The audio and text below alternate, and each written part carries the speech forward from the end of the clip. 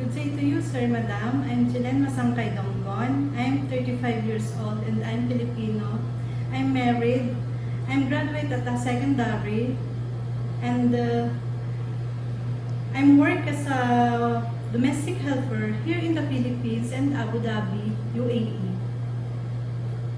My roles, my duties and responsibilities are to taking care of the babies, children, washing clothes, cleaning the house, ironing, gardening, cooking, and taking care of pets.